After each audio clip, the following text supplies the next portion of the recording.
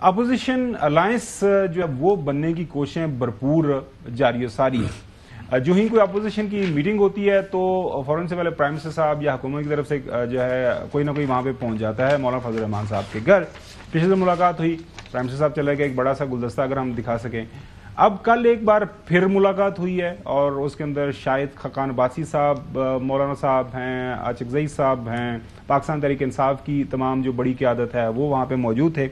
तो कोशिश ये हो रही है कि एक मुत्तहद जो है अलायंस बनाया जाए जो कि अपोजिशन का जो हुकूमत को टफ टाइम दे। इस हवाले से जब सवाल किया गया राना सनावत साहब से तो उन्होंने बड़ा ही दिलचस्प जवाब दिया। उन्होंने इस बात को वेलकम किया कि अच्छी बात है मौलाना साहब को वो रोपेन कर रहे हैं। जब वो उनके सब पास जाएंगे तो ज़ाहिर है उनकी सियासत के अंदर जो भी खिदमात हैं, उनका तजर्बा है, तो उससे कुछ सीखेंगे ही वो। मेरा ख्याल है कि अगर वो ज्वाइंट अपोजिशन का हिस्सा बनेंगे तो वहाँ पे भी कोई जो है ना कोई ढंग की बात होने लगेगी। वहाँ पे भी कोई हिकमत आएगी, कोई वाइजनेस आएगी। ये रोज़ कभी इधर चढ़ाई कर दो, कभी उधर चढ़ाई कर दो, तो मेरा ख्याल है कि उधर भी कोई बेहतरी आ जाएगी। मैं तो इस हक में हूँ कि वो वहाँ उस इत्तेहाद का हिस्सा हूँ। चौधरी गुलाम हुसैन साहब, आर यू लाइक ये जो आप देख रहे हैं कि मौलाना साहब को टेकिंग द जो role as a lead role जिसे कहते हैं अपोजिशन अलायंस का? नहीं, उनका जो तजर्बा और उनकी स्टैंडिंग जो है popular through out the country जो लोग हैं, क्योंकि वो एक इशारे पर अपने जो भी उनकी अपने पार्टी की फॉलोइंग है वो लाखों हज़ारों में जमा कर सकते हैं और सब के लिए काबिल कबूल भी होते हैं। हर एक के साथ उनके पीटीआई के साथ उनके ख़राब थे ताल्लुकात, अब उसमें काफ़ी बेहतरी आ चुकी है।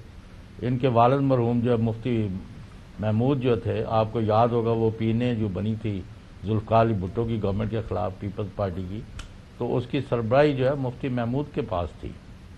और ये हकीकत है कि फजल रहमान जो है उनका एक मकाम है और वो समझते हैं कि पिछले इलेक्शन जो है वो उनके साथ ज्यादती हुई है, तो ऐन मुमकिन है कि वो अगले इलेक्शन के लिए जो मूवमेंट बन रही है उसकी वो सरबराही करना पसंद करें।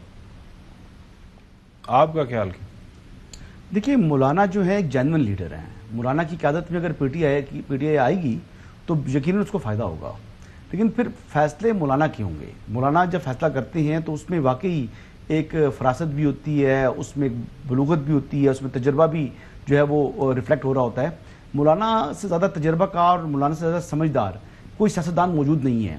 अब देखना ये है कि जो पीटीआई के जो चेयरमैन हैं, बानी चेयरमैन हैं, वो इसकी इजाज़त देंगे कि उनकी पार्टी जो है वो मौलाना के पीछे चले और मौलाना को लीडर मान ले। मानना अगर मौलाना को लीडर मानते हैं तो मौलाना बिल्कुल उनके साथ चलेंगे। अगर मौलाना को लीडर नहीं मानती पीटीआई, लीडर तो है ना कि सरबराह वो हैं तो लीड वो करेंगे, अगर मौलाना को लीडर नहीं मानती तो फिर मौलाना इनके साथ चलेंगे नहीं। अब देखना, फैसला इन्होंने करना है, लेकिन अगर ये चले तो इससे पीटीआई को फ़ायदा हो सकता है।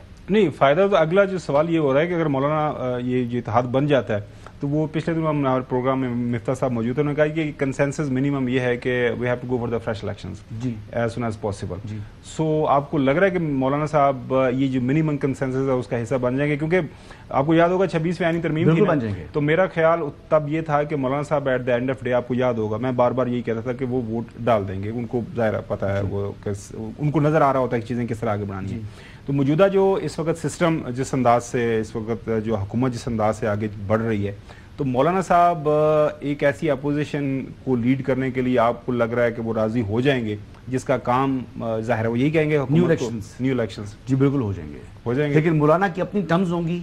मौलाना की टर्म्स के ऊपर आना पड़ेगा पीटीआई को या दीगर जमातों को। मौलाना डिक्टेशन नहीं लेंगे, हाँ, लेकिन मौलाना उनकी इनपुट भी लेंगे, कुछ चीज़ें अपनी मनवाएंगे, कुछ चीज़ें उनकी मानेंगे। अपोजिशन अलायंस की बात कर रहा हूँ। और फिर मौलाना के साथ अगर वर्किंग रिलेशन बनाएंगे तो मौलाना बड़ी ऑनेस्टी के साथ, बड़ी दिलजोई के साथ उस मामले को लेकर चलते हैं, काफिले को लेकर आगे बढ़ते हैं। मौलाना से आपको यानी धोखे की उम्मीद नहीं रखनी चाहिए।